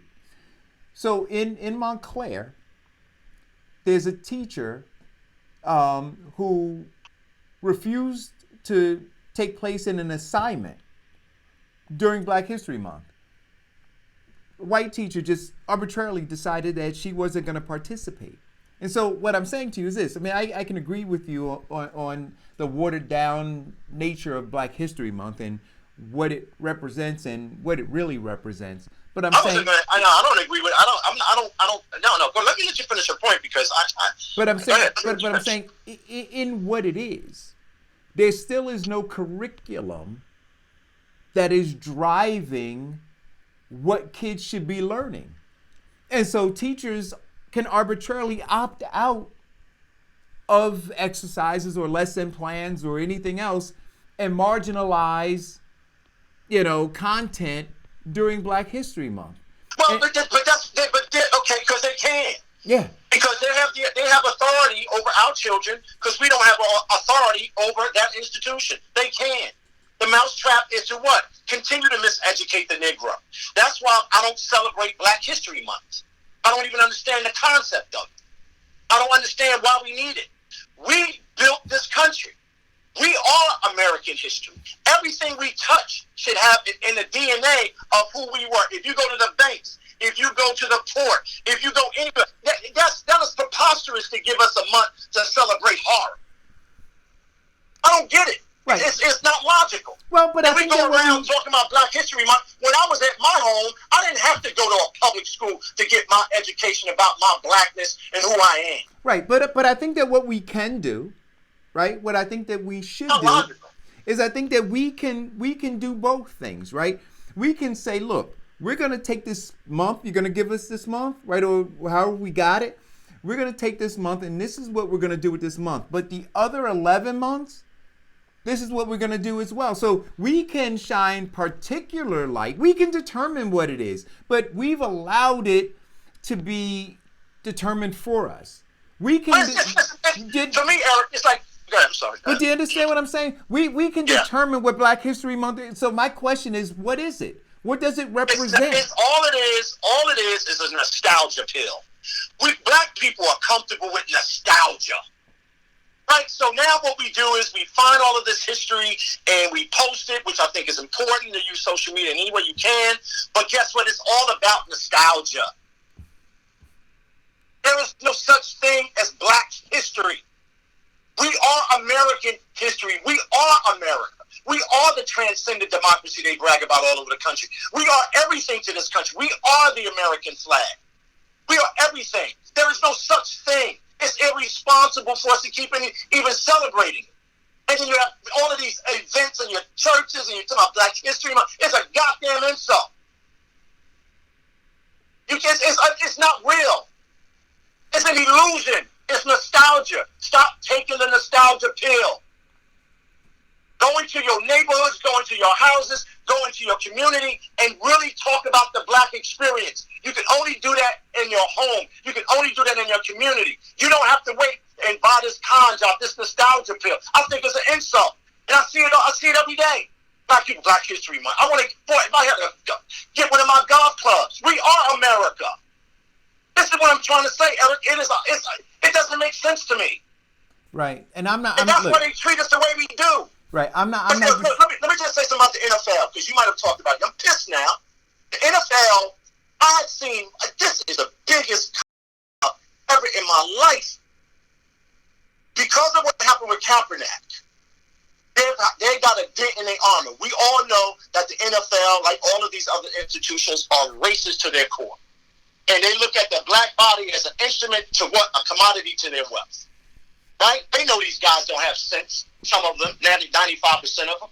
But because of that dent, because of that way, the way we were looking at the NFL, because of Kaepernick, who sacrificed himself for us, because he sacrificed, he took a risk, whether you like him or not. What they did was they said, we're going to give black people more nostalgia.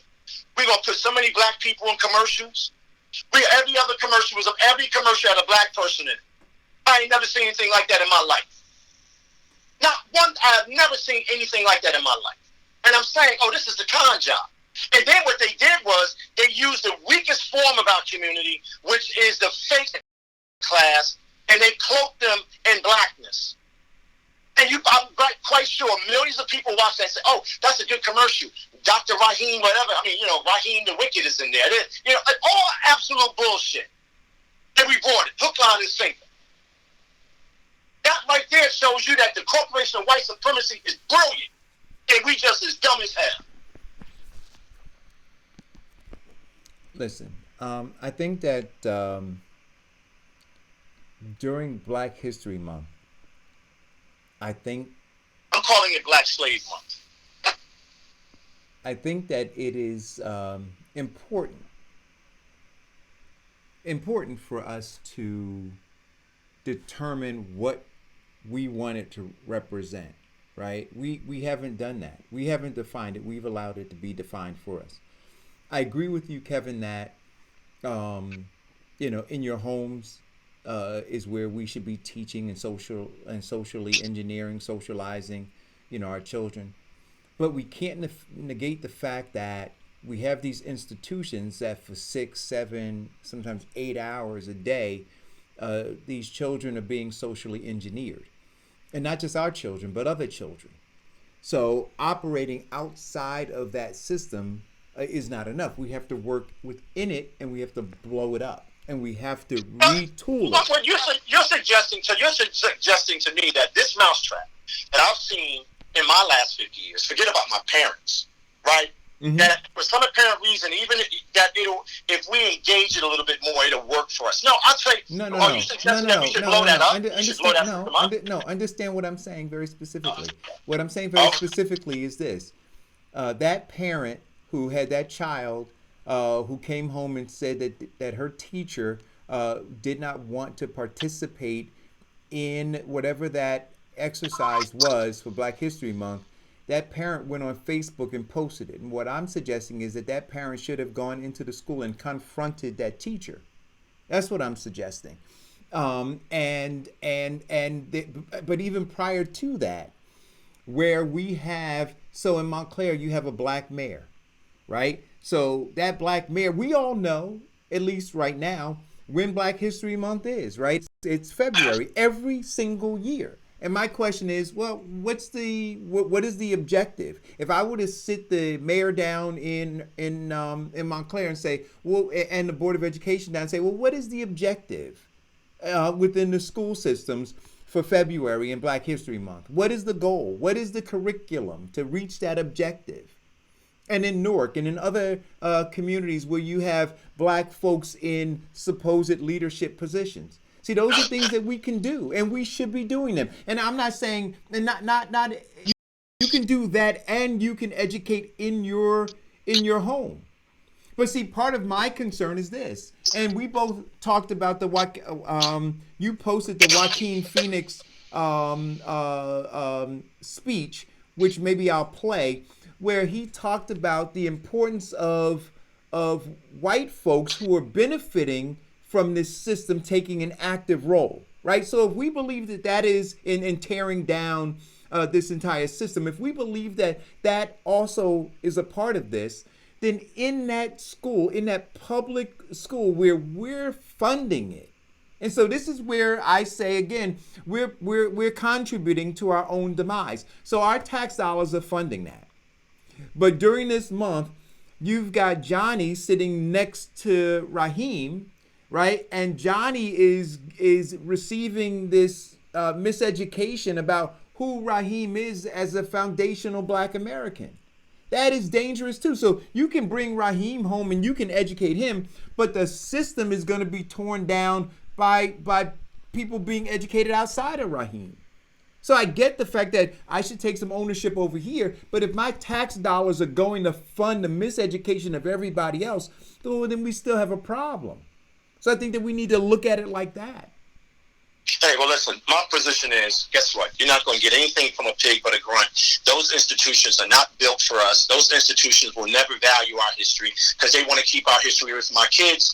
And guess what? I don't trust anything that happens in those buildings. They're there to continue to murder us and create mass homicide.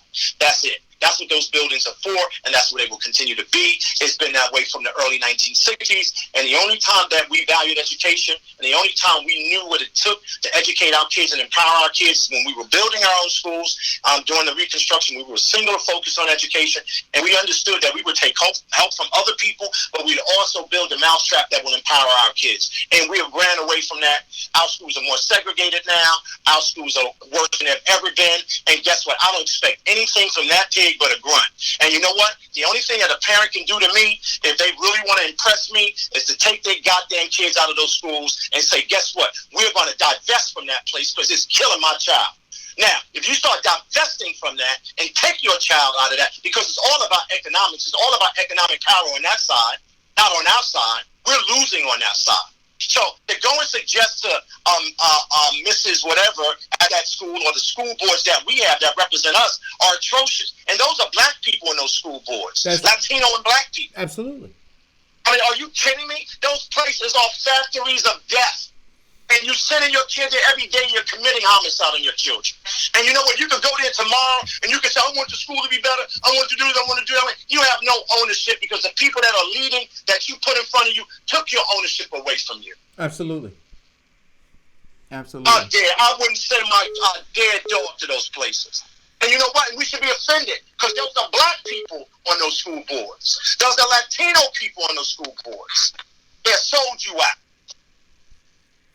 They're killing your children.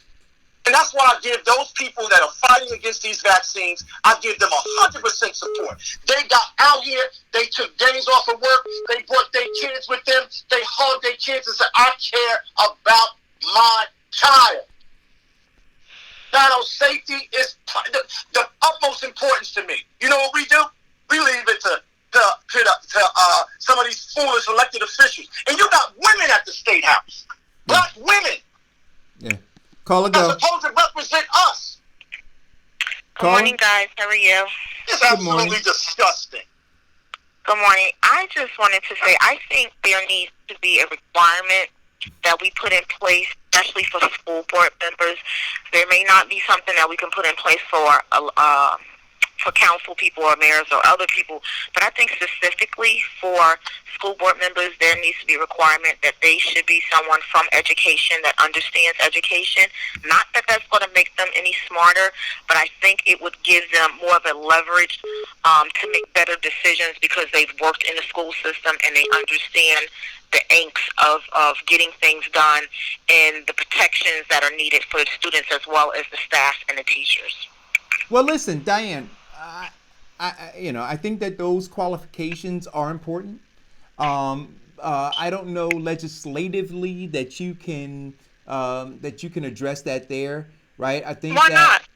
I just said to you, I don't know, right? So I didn't say you can't. I said I don't know that you can do it.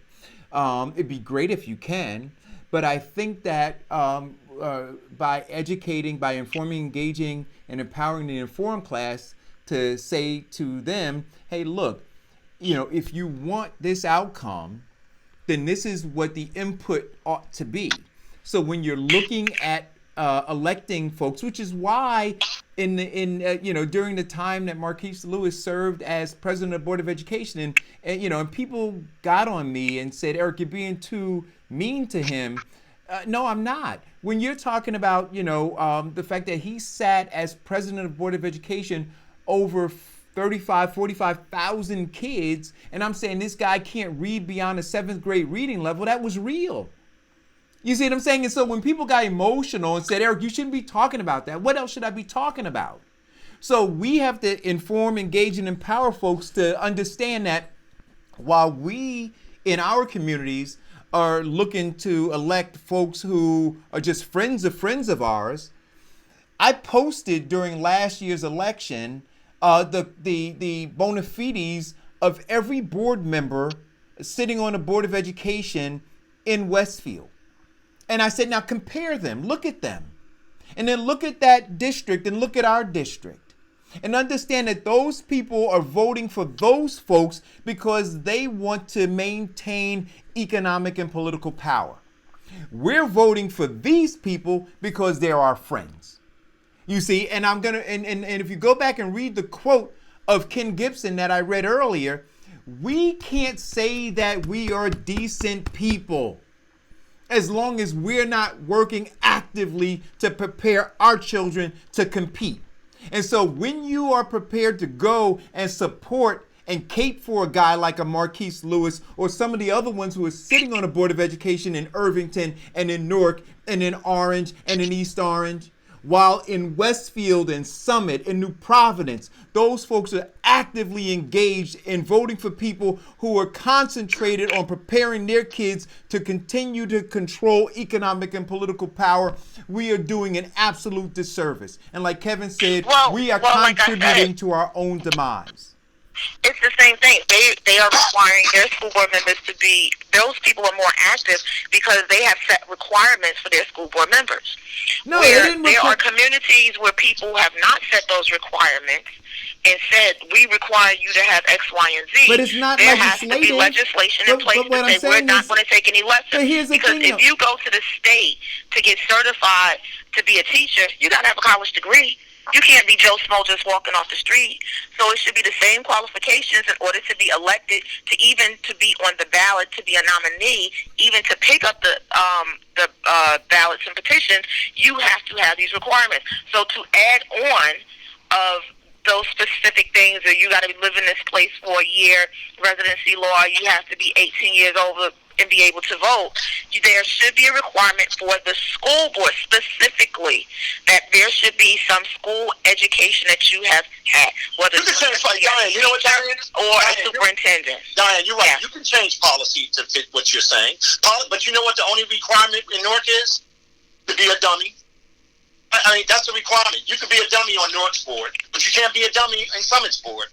Because that's the requirement. It might not be a policy, but those people up there have standards. Right. But in Newark, all you got to do is be a puppet of the establishment that's participating in killing your children.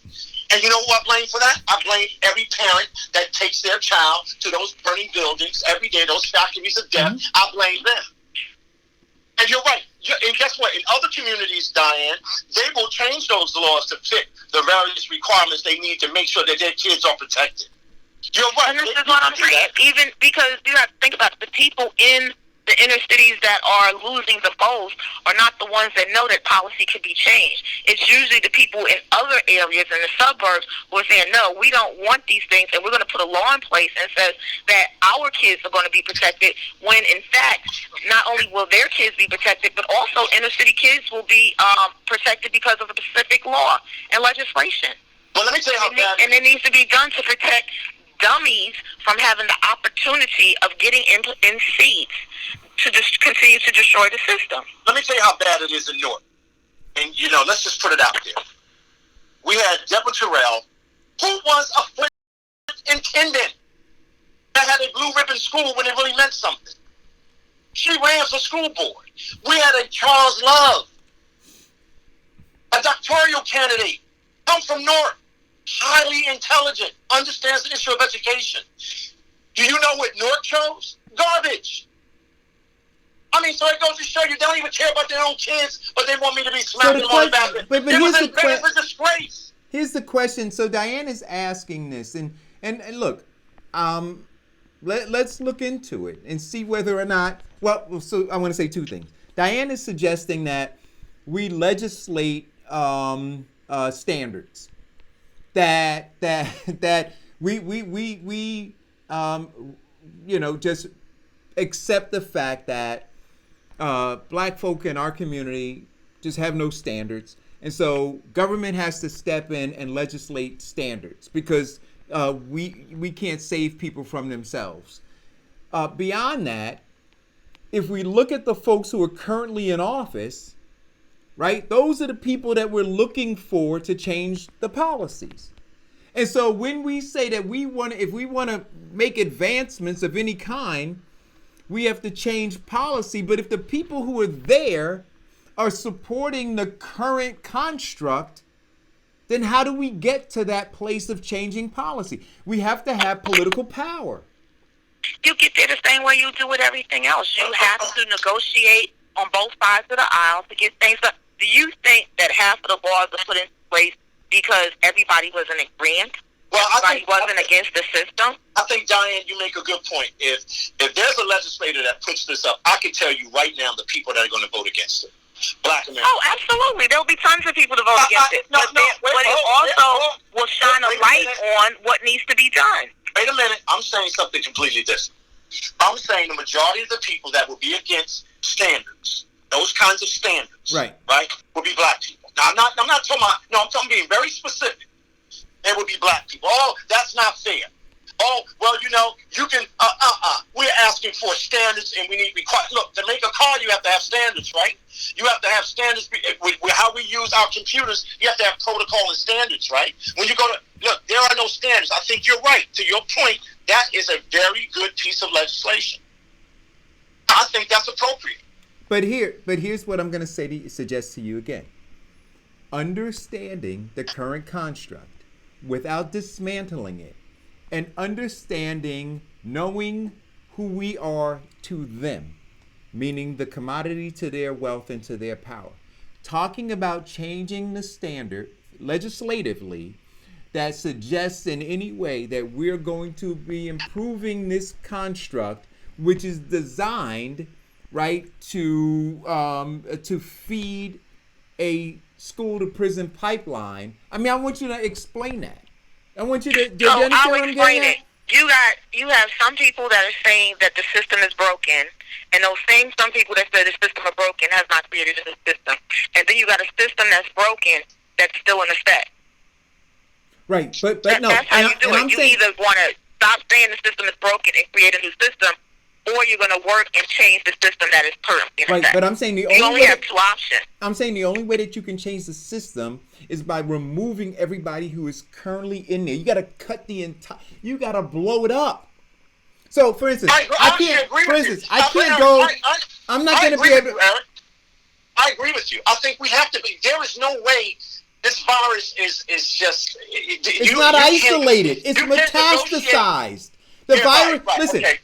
it has metastasized. It's everywhere. I think what Diane is saying, we're finally going to have to make that choice. I think Diane's bringing up a very good point. We have to make that choice. So if it's A, B, or C, well, we know C, and we know C, we got to blow it up. Because once we analyze A, B, and C, A and B, we know C is the only option for us. Right. And so now systematically, Diane, so we're all on the same page here, right? But now I just want the listeners to listen to this for a second. So now, as you go to attack the virus that's located currently in the school system, you have antibodies, right, that are located in Trenton, that are located in City Hall, not just in Newark, but in East Orange and everything, that will all come to the defense of that organism at the Board of Education. Do you understand what I'm saying to you? So while you're focused on trying to remove the virus there at the Board of Education, it will call antibodies from everywhere else to defend itself. So I'm saying you got to blow the whole thing up. So you got to recognize that the guy who's in East Orange is helping this thing that's killing our kids in Newark. The guy who's in Irvington is contributing to the thing that's killing our kids in Newark. The guy that's in Trenton is contributing to what's killing our kids in Newark. The U.S. Senator who's in Washington, the congressman who's in Washington is contributing to the thing that's killing our kids in Newark. So it's not just looking there. It's saying the entire system is infected. And it needs to be blown up. Well, but guess what, though? I think what Diane did was give us some real clear options. And I think where she started was was brilliant. Hey, Ted, okay. You got to put some money in the jar now, man. So I get what Diane is saying. So when we really analyze it, the C is to blow it up. There is no other I want Black Americans at home and everybody, white, Latino, everybody that's part of the foreign class. There is no way to fix this. It's not fixable. You have to blow it up. And when we say blow it up, we're not telling people to go light a bomb and blow it up. We got to regurgitate all of the stuff that we were taught. Look, we now know what this system is about. We know who lives and thrives and builds on this system. We know who's been the people that have not benefited from this system. We can't keep going around selling the same damn soap powder. Right. So listen. We got to go and blow it up. That's what people are saying in Hong Kong. That's what people are saying in Puerto Rico. That's what people are saying all over the world. Right. And black people still standing on the sidelines listening to the Negro whisperers that's trying to hold us back from doing what? Blowing it up. So listen. I don't care who you support. I'm talking about you as a human being. What you deserve. What you know is happening every day in your personal life. What's happening to your children every day. Right. If that doesn't make you angry enough to go out there and blow it up, how do you want me to tell you? So listen, because I got this 7-minute clip and we're 5 minutes before the end of the show. We're going to be at Farrakhan's tomorrow. That's the plan. Discussing the Willie. Listen, it's going to be crazy. Discussing the Willie Lynch letters and the making of a slave. So make sure you guys share this show. Make sure you let everybody know to tune in tomorrow because it's going to be a lively discussion. And people are going to be in their feelings about it. But we got to have it. So I want to thank you guys because we're going to go out with this clip. It's a 7-minute clip. Please stay tuned because it just kind of lays out.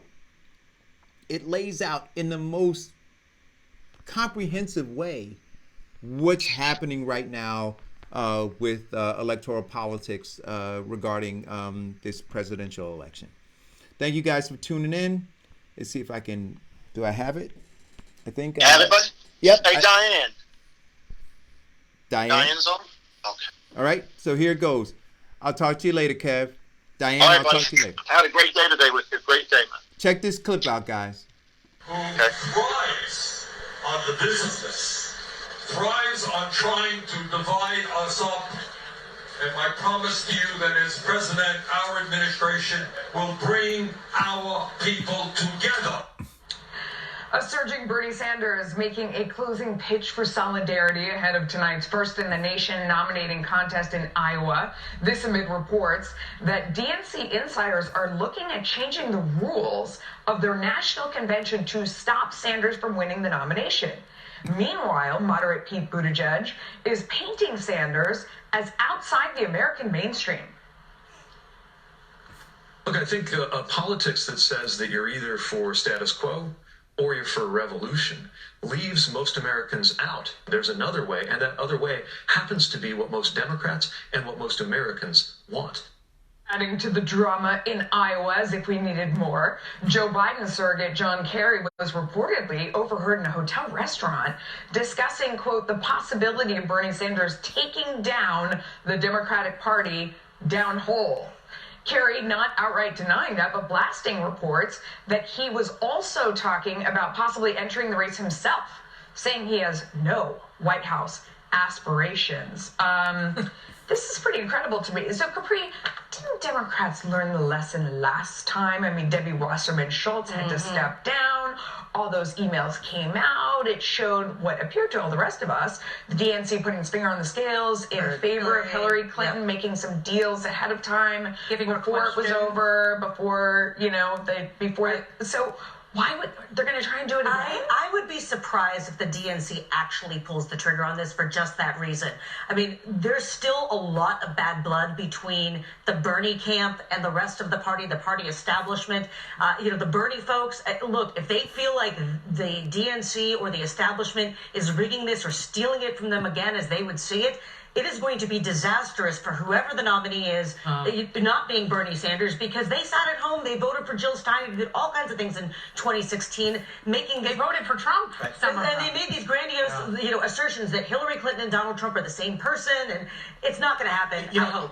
In reaction to that, what they did is they took away the super delegates, these non-elected delegates, governors, congressmen, et cetera, only on the first ballot.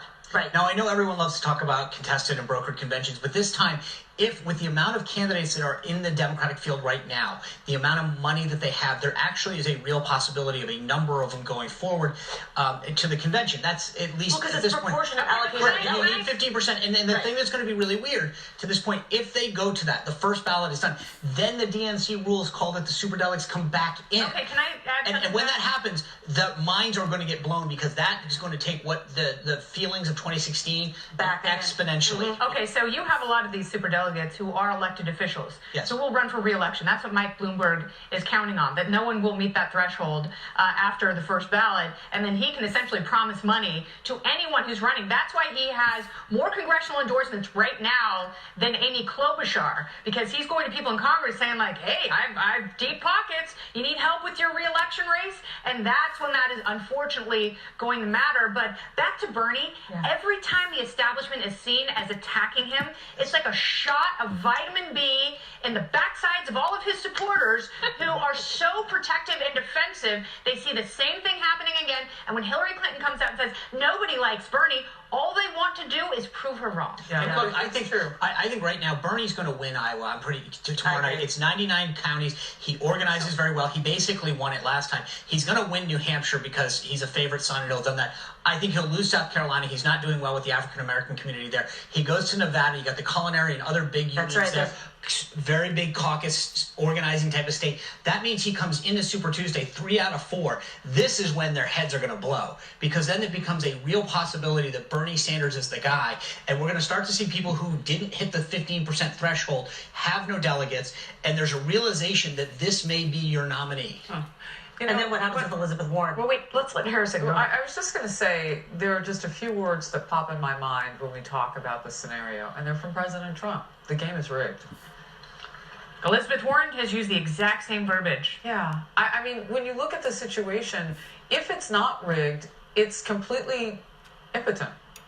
Like, what are they doing if they can't go forward, either party, with the person who's got the most backing? Like, I don't understand that. And if it's Bernie Sanders and that's a wider look at your party, then maybe that's where you start, Capri. Maybe you say, maybe we, as Democrats really are leaning so far to the left. He keeps coming back. You can't get rid of him. He's come back even stronger. There's so many different factors, though, that go into electing people in a primary, because you do have a stronger, But who would have thought you'd be doing the calculus now? Who can beat Bernie in a primary if he doesn't get help from the DNC? It's like Lazarus and Rasputin had a baby. And that baby might be the Democrat nominee.